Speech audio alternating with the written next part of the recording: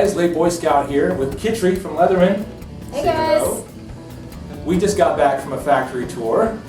And man, are my ears tired from these glasses. Those over there. Yeah, you gotta wear glasses when you go to the Letterman factory tour. That's true, safety first. Yeah, that's right, that's right. And I'll just try to summarize for you what the experience was like because I can't take the camera in there and show it to you. In fact, this is some of the factory back here, but this is as much as I can show you, okay?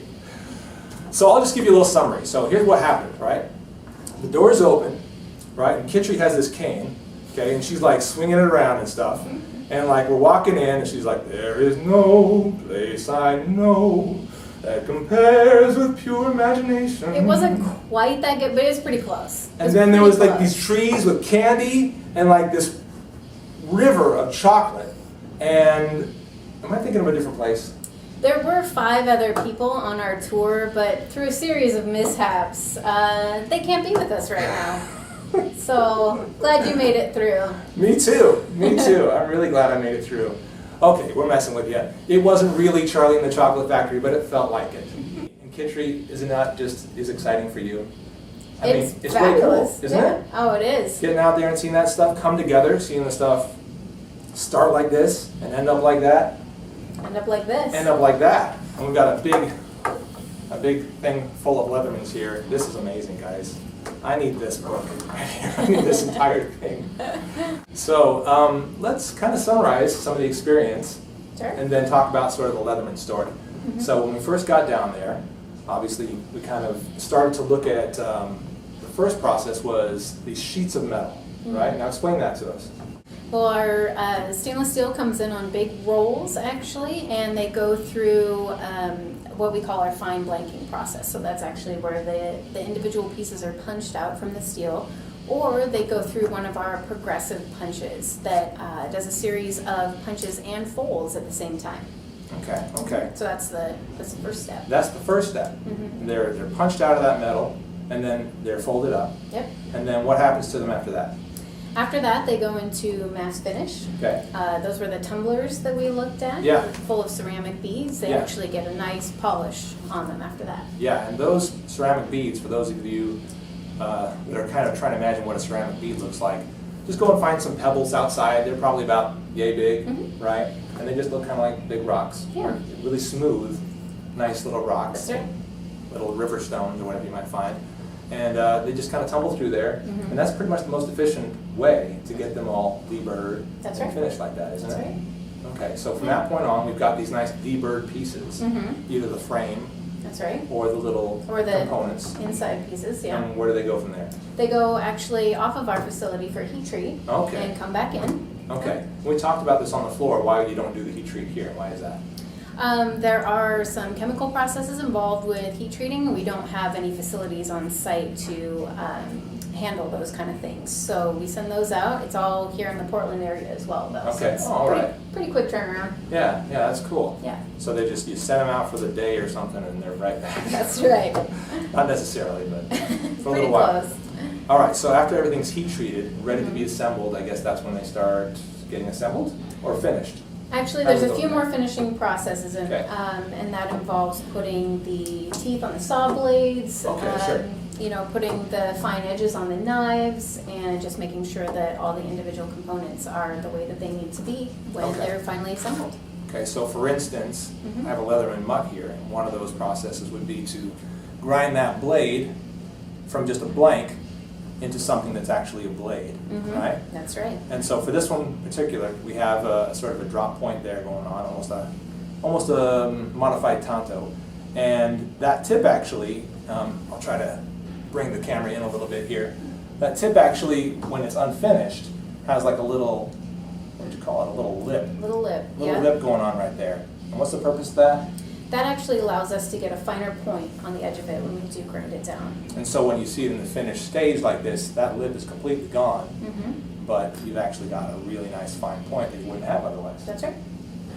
All right, cool. So all those finished parts that have been stamped, and then they've been rolled in the beads, and then they've been heat treated, and now they're getting these finishing finishing things done to them. Now are they ready to get assembled? They are, yeah. So then they go into one of our assembling lines, and each individual piece is inspected, put inside the tool. Once it's finally all assembled, it goes through a final quality check before it gets packaged and hits the shelves. All right, so now there was a lot of stuff that was stamped out, but some of the stuff can't be stamped out, right? Yeah, the steel is too high quality to be stamped out. It would just totally ruin our dies.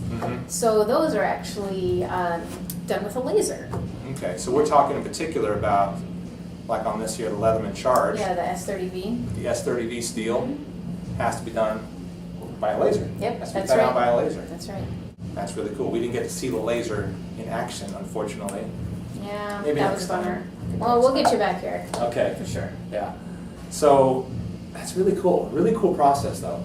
I mean, seeing the entire thing happen, you know, from the dies, punching things out, to the deburring process and seeing those get finished, to seeing these things, you know, come back from heat treat and now they're ready to go. When you saw these little springs that go in the little scissors for, like for instance, I have the surge right here. Yep. Where is the scissors on it? Right here. Yep. I actually got to see that little spring right there. Now you guys might not get excited about that, but I was pretty excited about it. I bet you will actually. That little spring right there goes off and gets its own heat treat and then comes back and then it's ready to be assembled into a scissor.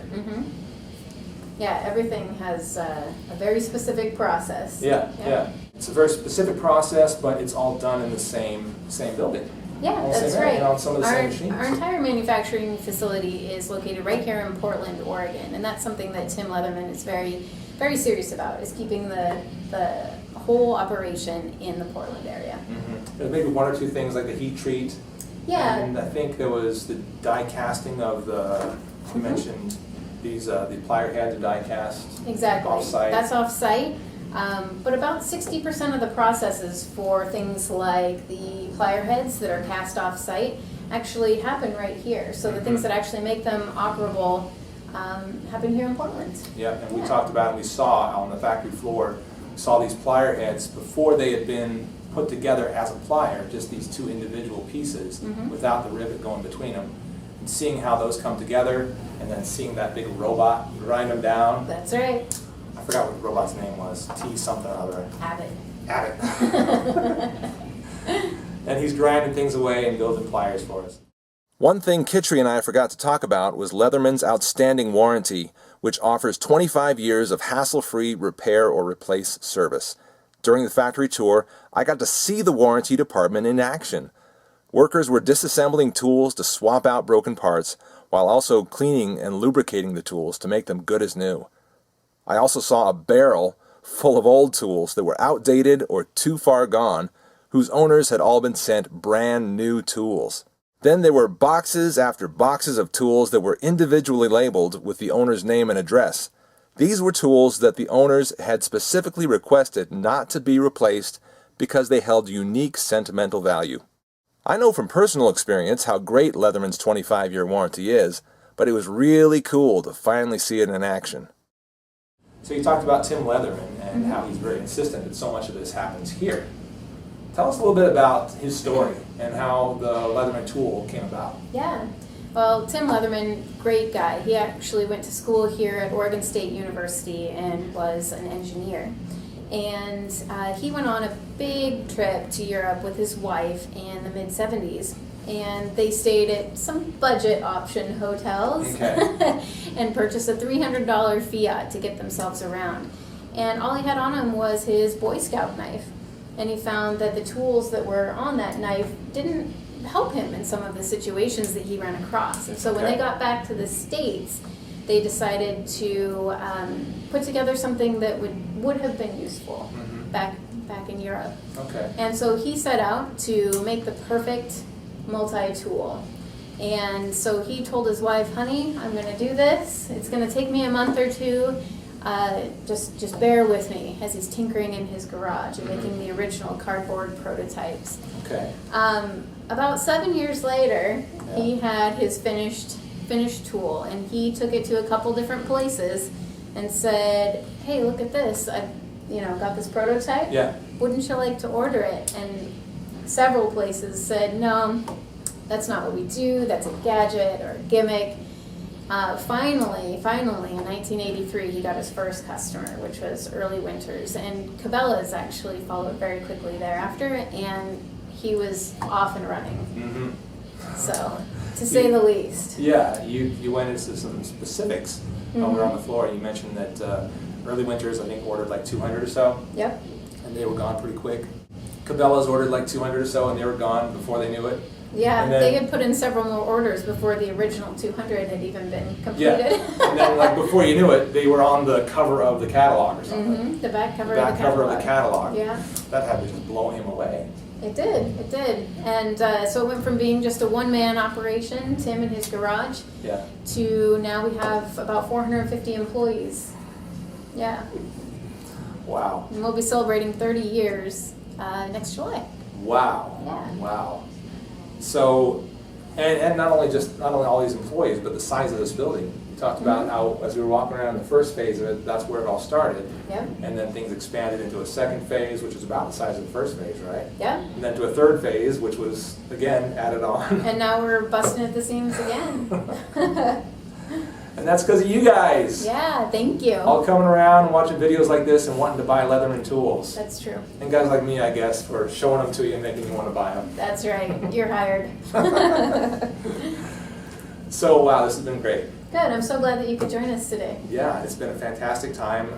Really eye-opening, but in a marvelous, like really fun way. Yeah, and I do want to also mention that we're going to be working with you, Late Boy Scout, Yeah. to give away a rebar on your show, would you call it? YouTube channel, Yeah, Facebook page, perhaps. So look for that coming up. Stay tuned. Details will follow, perhaps in annotation. A Leatherman rebar for you guys. Yeah, brand new product. Wow, that is so cool. Yeah. That is really cool. Well, thanks for coming out and visiting us Dude, here in Portland. It has been my pleasure. It's been a joy. You've been awesome. Thank you. Wonderful host. Wonderful. Thank you. How long have you been working here again? I don't know if we should say. Not that long, Not that long. but long enough to do an amazing job. All right, guys, thank you so much for watching. This has Thank been you. our Letterman factory visit. Yeah, we couldn't show you the factory floor, but don't worry about it. It's been a great time, and as she mentioned, a free Letterman rebar is going to be coming to one of you guys. So thanks very much for watching, Kitri. Thanks again. Thanks. Wonderful to meet you. Yeah, wonderful. We'll see you guys later. Bye-bye.